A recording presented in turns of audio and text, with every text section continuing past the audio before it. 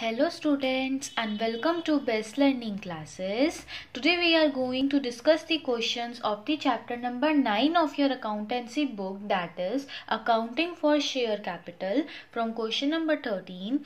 So let's get started. Authorized capital of Suhani Limited is 45 lakh divided into 30,000 shares of 150 each. Okay, then out of these, company issued 15,000 shares of 150 each at a premium of 10 per share. Amount was payable as follows: 50 on application, 40 on allotment including premium. ठीक है, मतलब कि 30 की face value हो गई और 10 rupees का premium हो गया. 30 पर share on first call and the balance on final call. Public ने कितने शेयर्स के लिए अप्लाई किया? 14,000 शेयर्स के लिए. सारा का सारा पैसा हमें मिल गया, कुछ भी कॉल्स इन एरर नहीं हुआ. तो आपको बैलेंस शीट का एक्सट्रैक्ट बनाना है, तो इट मीन्स हमें नोट्स टू अकाउंट भी प्रिपेयर करना है. तो देखिए स्टूडेंट, हम किस तरीके से इसे करेंगे. हमें क्या बोला गया है? ऑथराइज कैपिटल 45 लाख है जो कि 30,000 शेयर्स में डिस्ट्रीब्यूट हुई है. तो देखिए, मैंने आपको लिख के भी दिखाया है कि 45 लाख जो है वो हमें रुपीज़ में बताया हुआ है. तो शेयर्स निकालने के लिए हमने उसको 150 से डिवाइड किया, तो नंबर ऑफ शेयर्स आपके पास यहाँ पे निकल के आ गए, जो कि हमें ऑलरेडी क्वेश्चन में भी बताए हुए थे. फिर इशू कितने किए वो भी बता दिए थे कि 15,000 किए हैं 150 ईच पे, ये भी क्वेश्चन में बताया हुआ था. सब्सक्राइब कितने किए पब्लिक ने, हमें वो भी क्वेश्चन में बताया हुआ था. और हमें क्वेश्चन में ये भी बता दिया था कि एप्लीकेशन पे 50 मंगवाए हैं, अलॉटमेंट पे टोटल 40 मंगवाए हैं और उसमें प्रीमियम भी इंक्लूडेड है. देन फर्स्ट कॉल पे आपने 30 मंगवाए हैं, तो बाकी का जो बैलेंस बचा वो आपने सेकंड और फाइनल कॉल पे मंगवाया है, तो वो 40 का आ रहा है स्टूडेंट्स, राइट. तो टोटल आपने 160 मंगवाए, जिसमें से 150 हो गई फेस वैल्यू और 10 रुपीज़ का क्या हो गया? प्रीमियम हो गया. ये तो हमने क्वेश्चन समझ लिया. अब पहले notes to account and then balance sheet, right. क्योंकि यहीं से अमाउंट हमने वहां पे पोस्ट करना है. तो देखो हम लोगों का फॉर्मेट क्या रहता है. सबसे पहले क्या आता है? Authorise capital, number of shares कितने हैं और कितने का एक है, मल्टीप्लाई करके टोटल अमाउंट आ गया. देन इश्यू कितना हुआ वो आपने लिख दिया. सब्सक्राइब कितना किया पब्लिक ने? 14,000 किया, वो आपने लिख दिया. ये चीज़ें क्लियर है. अच्छा, रिजर्व्स एंड सरप्लस. देखो ये डाउट अपने माइंड में मत लाना कि जो यहाँ पे हम लोग 15,000 क्यों नहीं लिख रहे हैं.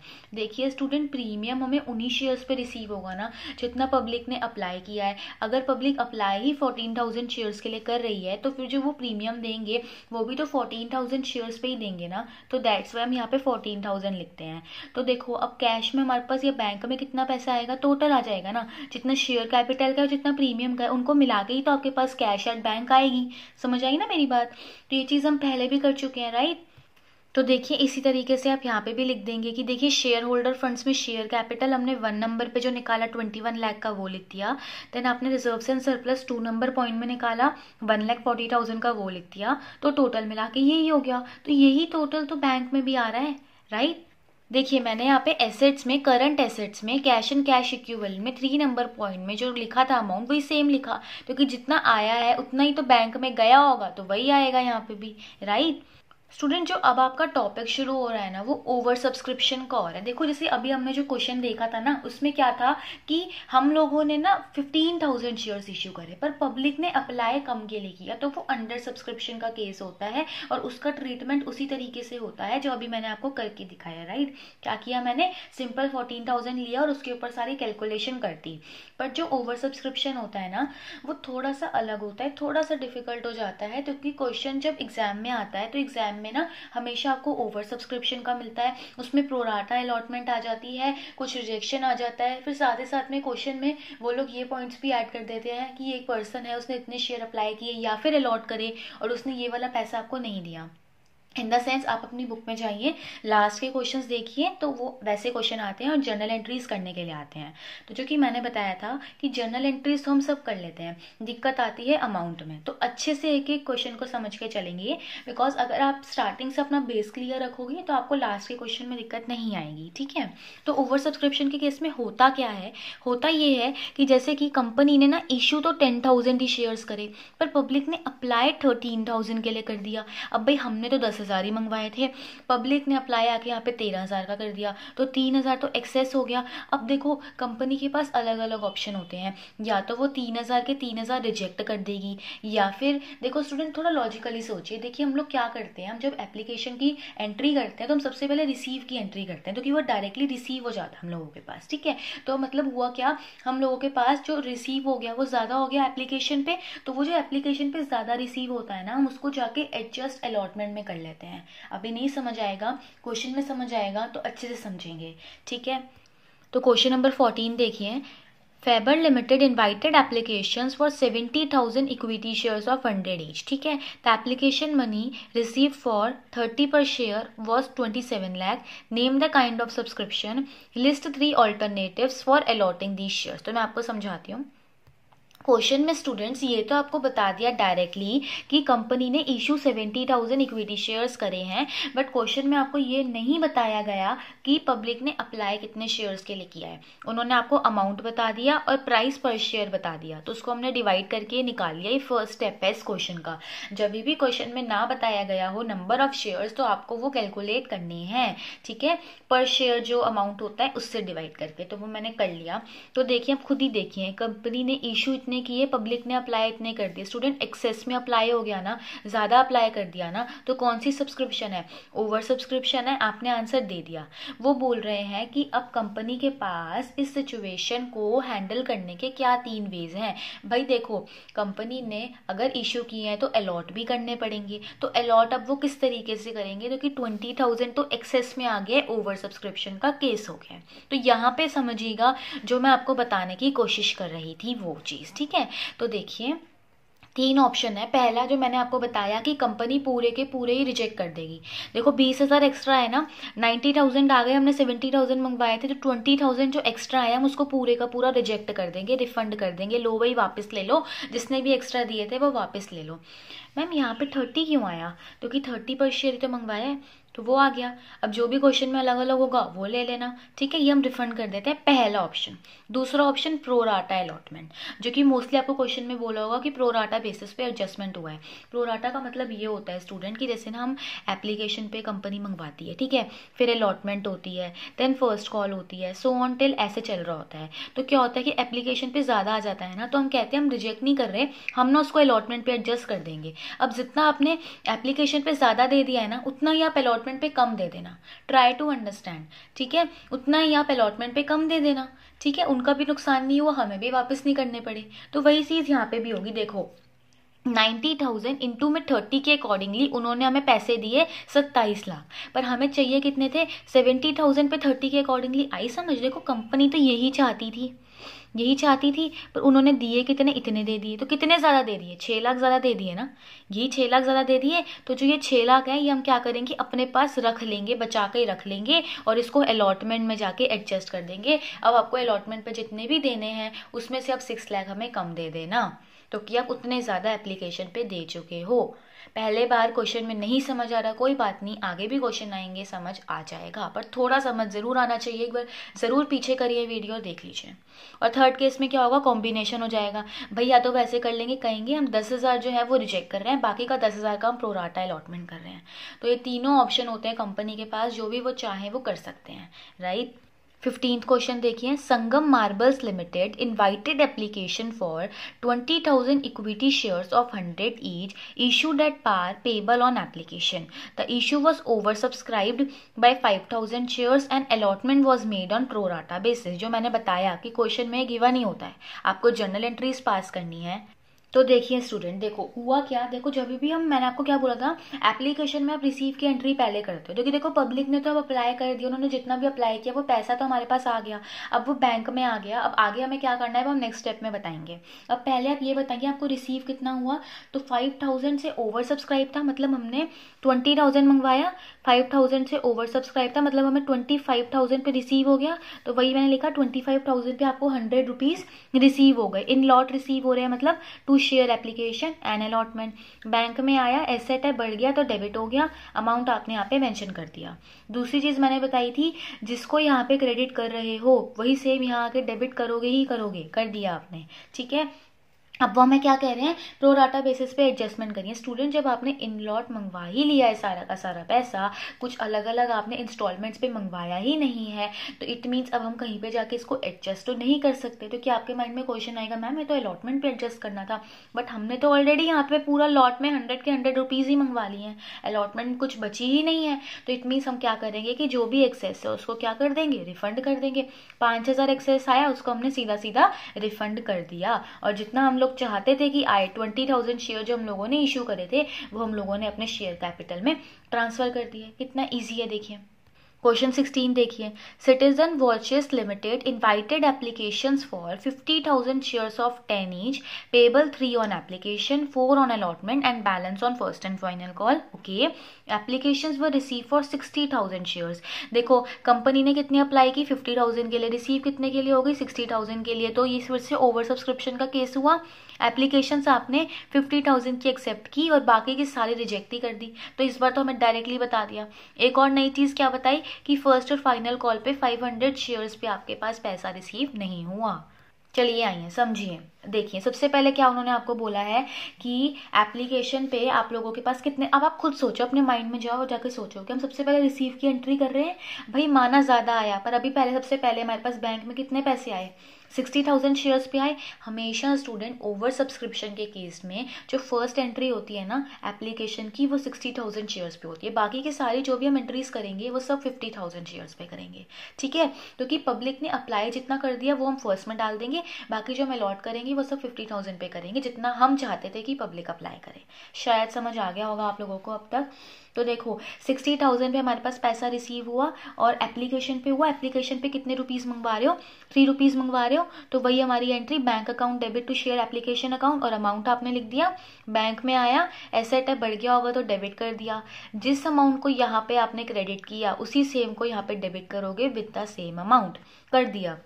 उन्होंने सीधा सीधा बता दिया कोई प्रोराटा एडजस्टमेंट नहीं है, किसी पैसे को अलॉटमेंट पे एडजस्ट नहीं करना, सीधा सीधा रिजेक्ट कर दो जो भी एक्सेस आया है। तो भाई हम 50,000 मंगवाना चाहते थे, आ गया 60,000, 10,000 ज़्यादा आ गया, तो 10,000 पे जो 3 रुपीज़ के हिसाब से एप्लीकेशन बनी है, हमारे पास एक्सेस रिसीव हुई है, हम उसको रिटर्न कर देंगे। तो हम 30,000 को रिटर्न कर देंगे, और बाकी जितने हम चाहते थे कि हमें रिसीव हो, दैट इज़ 1,50,000, उसको हम क्या करेंगे, शेयर कैपिटल में ट्रांसफ़र कर देंगे।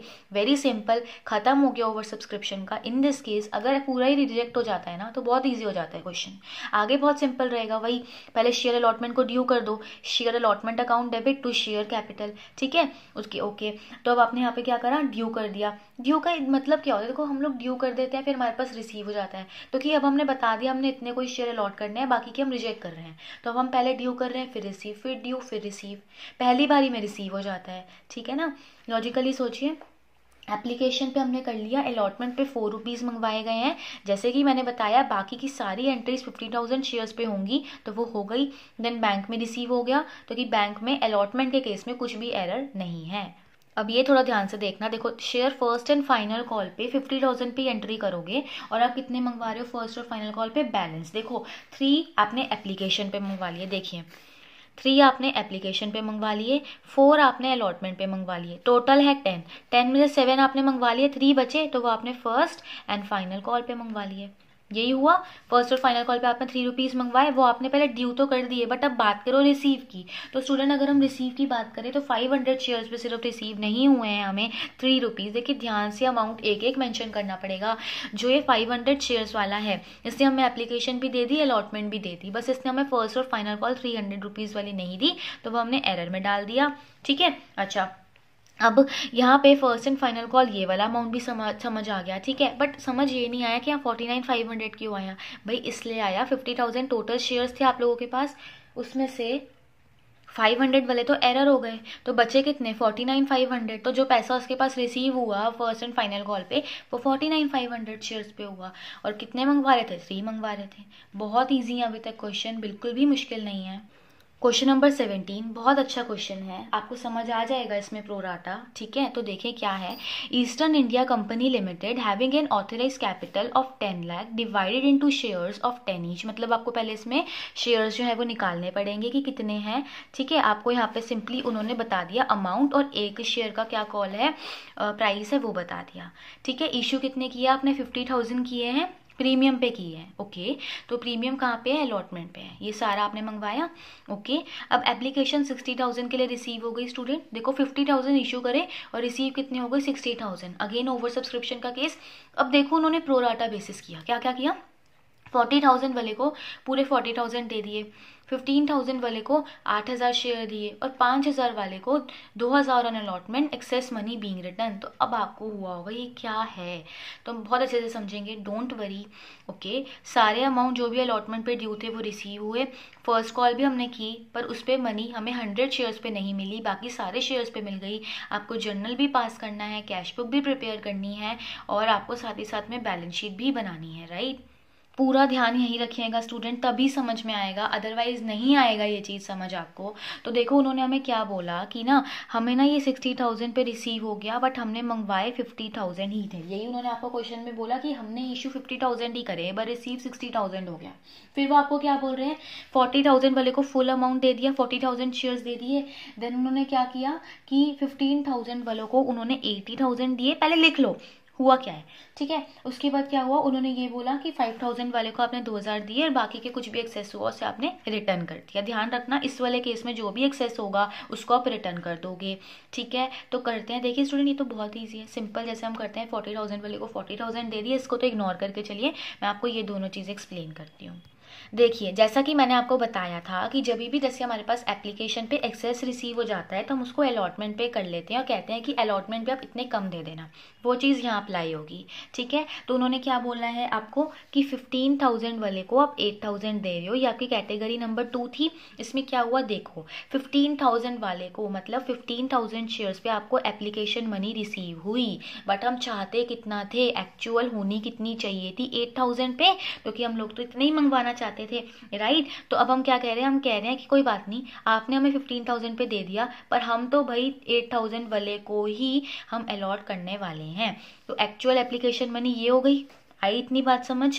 तो इतना आ गया, हम इतना ही करेंगे या इतना ही देंगे जितना हम करना चाहते थे, तो ये आपके पास एक्सेस हो गया। अब इस एक्सेस को हम रिफंड नहीं करें क्योंकि उन्होंने बोला इसको मत रिफंड करो, कैटेगरी 3 वालों को रिफंड कर देना जो एक्सेस होगा।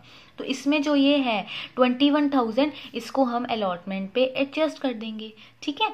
ओके, अलॉटमेंट का अमाउंट कितना है स्टूडेंट? आप कह रहे हो कि आप 8,000 वाले को ये अलॉट करोगे, ठीक है। अलॉटमेंट पे मंगवा कितने रहे हो? 5 रुपीज़ मंगवा रहे हो, तो 40,000 टोटल अलॉटमेंट पे है, उसमें से 21,000 तो हमें यहीं से मिल गए। तो अब उन्हें और कितने देने की ज़रूरत है? सिर्फ और सिर्फ 19,000। ऐसा नहीं है कि हम उन्हें ये कहेंगे कि आप पूरे 40,000 दो, हम तो रखेंगे एक्सेस पैसा, ऐसा नहीं होता है स्टूडेंट्स, राइट। तो हम ये कह रहे हैं कि आपने हमें पहले ज़्यादा दे दिया था ना 21,000, तो ठीक है वो 21,000 हम आपके अलॉटमेंट पे एडजस्ट कर रहे हैं, अब हमें सिर्फ 19,000 दो। समझ आ गई कैटेगरी नंबर 2। कैटेगरी नंबर 3 में क्या हुआ? उन्होंने बोला कि 5,000 शेयर्स में हमने 2,000 ही करे, तो इसका मतलब क्या हुआ? एप्लीकेशन मनी रिसीव आपको 5,000 पे हो गई, ठीक है। एक्चुअल होनी कितनी चाहिए थी? 2,000 पे होनी चाहिए थी, दैट इज दिस। तो ये एक्सेस अमाउंट है। ये नहीं करना कि इसको भी एडजस्ट कर देते हैं ना मैम, 10,000 मंगवा लेते हैं, नो, हमें क्वेश्चन के अकॉर्डिंगली चल रहा है। वो बोल रहे हैं ये पैसा का पैसा पूरा का पूरा रिटर्न कर दो, तो हमें रिटर्न करना है, हमें नहीं देखना कि भाई यहाँ पे कर देते हैं 10,000 मंगवा लेते हैं, नो, आपको सीधा सीधा इसे रिटर्न कर देना है। अगर ये समझ आया है जो मैंने करके दिखाया है तो एंट्री समझ में आएंगी, तो अमाउंट समझ में आएंगे, ठीक है। अब बोलो कि यहाँ पे हमने बैंक वाली एंट्री क्यों नहीं की? क्योंकि कैश बुक प्रिपेयर करनी है तो वो हम नहीं करेंगे एंट्री, राइट स्टूडेंट्स। अब एप्लीकेशन पे मैंने लिखा है 1,80,000, कैसे आया? देखो पब्लिक ने 60,000 के लिए अप्लाई किया और एप्लीकेशन पे 3 रुपीज़ मंगवा रहे थे, तो टोटल 1,80,000 रिसीव की एंट्री हुई। पर आप शेयर कैपिटल में कितना ट्रांसफर करोगे? 50,000 के अकॉर्डिंगली ना, तो 50,000 के अकॉर्डिंगली आप 3 रुपीज़ दैट इज 1,50,000 रिकॉर्ड करोगे, ठीक है। अच्छा, अब यहाँ पे क्या आया? शेयर अलॉटमेंट में 21,000 दे रहे हो ना स्टूडेंट्स, 21,000 अलॉटमेंट पे एडजस्ट कर रहे हो, जो कि मैंने अभी आपको बताया था। तो ये 21,000 हमने अलॉटमेंट पे एडजस्ट कर दिया, ठीक है। तो ये टोटल अमाउंट बन गया। अब आप लोगों के माइंड में एक और डाउट बन रहा होगा कि हम लोग जब यहाँ पे शेयर एप्लीकेशन में ट्रांसफ़र कर रहे थे तो यहाँ हमने 1,80,000 क्यों नहीं लिखा, 1,71,000 क्यों लिखा है। देखिए स्टूडेंट, जैसे यहाँ पे एंट्री बन रही है ना, तो उससे अकॉर्डिंगली यहाँ पे ये आती है। देखो, share application to share capital, कुछ अमाउंट हम शेयर अलॉटमेंट पे एडजस्ट कर रहे हैं और बाकी का हम बैंक के थ्रू रिफंड कर रहे हैं। यही कर रहे हो आप, 9,000 रिफंड कर रहे हो, 21,000 रुपीज़ जो हैं वो आप अलॉटमेंट पे एडजस्ट कर रहे हो। ये दोनों चीज़ें मैंने आपको वर्किंग नोट में बताई। और शेयर कैपिटल में आप कितना ट्रांसफ़र कर रहे हो, 50,000 के हिसाब से 3 रुपीज़, दैट इज़ 1,50,000। तो अल्टीमेटली एंट्री तो यही है स्टूडेंट। बट क्या है ना कि हम कैश बुक प्रिपेयर कर रहे हैं, तो कैश बुक प्रिपेयर करते टाइम में ये वाली जो चीज़ है ना, इसको मैं आपको कैश बुक में दिखाऊंगी, इसलिए मैंने एंट्री में नहीं दिखाया। तो ये चीज़ मैंने आपको यही के यही क्लैरिफाई कर दी कि बाद में आप लोग मेरे से कमेंट्स में पूछें, तो इसलिए मैंने आपको ये चीज़ पहले ही क्लैरिफाई कर दी है। तो ये देखिए, मैंने यहाँ पे शेयर एप्लीकेशन में बैंक के क्रेडिट साइड पे 9,000 लिखे हैं। देखो, क्रेडिट साइड पे लिखा है, इट मीन्स हमें देना है, तो हमारा बैंक कम होगा, इसलिए इसको क्रेडिट साइड पे लिखा गया। ठीक है, ओके। अब देखो, मैंने लिखा शेयर अलॉटमेंट पे 2,29,000। ये कैसे आया? देखो, आपके 50,000 शेयर्स के हिसाब से कितने पैसे आने चाहिए थे इस बार अलॉटमेंट पे। देखो, 50,000 शेयर्स पे हमें ना 5 रुपीज़ चाहिए थे अलॉटमेंट पे, मतलब 2,50,000 चाहिए थे। उसमें से 21,000 तो आप इसको वो एप्लीकेशन से एडजस्ट कर रहे हो ना, तो बचे कितने? 2,29,000 जो अब हम लोगों को रिसीव हुए, क्योंकि कुछ भी एरर नहीं हुआ। क्लियर है इतनी बात अलॉटमेंट का? तो हम लोगों ने क्या किया, अलॉटमेंट पे हमें 2,50,000 चाहिए थे, तो हमने पूरे के पूरे जो जो जहाँ जहाँ ट्रांसफ़र करने थे वो कर दिए। कुछ भी एरर नहीं है और यहाँ पे कोई एडजस्टमेंट भी नहीं है। ठीक है, क्योंकि जो दो हमें एडजस्टमेंट करनी थी, पहले अलॉटमेंट पे एडजस्ट करने की, वो भी यहीं हो गई, और जो बैंक वाली थी वो भी यहीं हो गई। खत्म होगी ना ये चीज़। तो आपने कैपिटल पे आपको 2 रुपीज़ आपने मंगवाए, बाकी 3 रुपीज़ का प्रीमियम हो गया। तो जितना कैपिटल का था वो शेयर कैपिटल में डाल दिया, जितना प्रीमियम का था वो सिक्योरिटी प्रीमियम रिजर्व में डाल दिया। खत्म हो गया।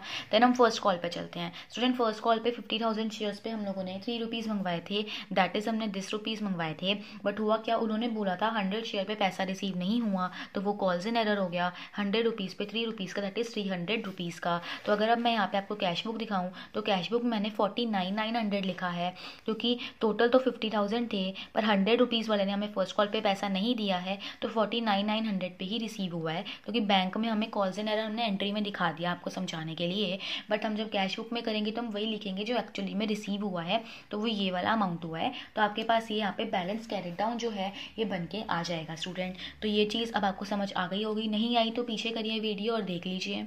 देन देखिए notes to account. Notes to account में सबसे पहले ऑथराइज कैपिटल क्वेश्चन में बताया हुआ है, वहाँ से ले लीजिए। ठीक है, शेयर्स कितने हैं डिवाइड करके निकाल लीजिए। देन इशूड कैपिटल की बात करें, वो भी हमें क्वेश्चन में बताया गया था 50,000। अब फुली पेड अब क्यों नहीं है, क्योंकि देखिए स्टूडेंट, ये तो हमारे पास आ गया, but calls in error 100 rupees पे 3 रुपीज़ की कॉल वाला हुआ, तो 300 रुपीज़ का हुआ। तो ये वाला अमाउंट हमारे पास एक्चुअली में रिसीव हुआ। राइट स्टूडेंट्स, तो ये आ गया, ये आ गया, ये आ गया। सिक्योरिटी प्रीमियम रिजर्व में कितना आया, 3 रुपीज़ का था, और 50,000 शेयर्स पे था, तो 1,50,000 आ गया। ये चीज़ें तो वो है ना जो आप करते हुए आ रहे हो, तो इसमें तो कोई डाउट नहीं है। तो स्टूडेंट, कैश एट बैंक में तो वही वाला अमाउंट आएगा ना जो अभी आपने कैश बुक में निकाला, वही तो रिसीव हुआ है। तो वही स्टूडेंट आपने यहाँ पे किया। शेयर होल्डर फंड में शेयर कैपिटल 1 से आ गया, रिजर्व एंड सरप्लस 2 से आ गया, और थर्ड हमारे पास कैश एंड कैश इक्विवेलेंट आ गया। तो मैंने आपको अपने तरफ से बेस्ट ट्राई किया एक्सप्लेन करने का। स्टूडेंट, नहीं आता है पहली बार में समझ, कोई दिक्कत नहीं है, मुझे भी नहीं आया था, बट ठीक है, कंसेप्ट क्लैरिटी करो, क्वेश्चंस के कंसेप्ट क्लियर करो। अमाउंट अलग आ सकता है, कुछ भी अलग आ सकता है, कंसेप्ट क्लियर करिए। स्टिल कोई भी डाउट होता है मेरे से पूछिए, एंड वीडियो को रिवर्स करके देख लीजिएगा। अगर फिर भी कोई डाउट हो रहा है तो आप मेरे से कमेंट सेक्शन में पूछ लीजिए। And if you find this video useful, then please like, share and subscribe my channel.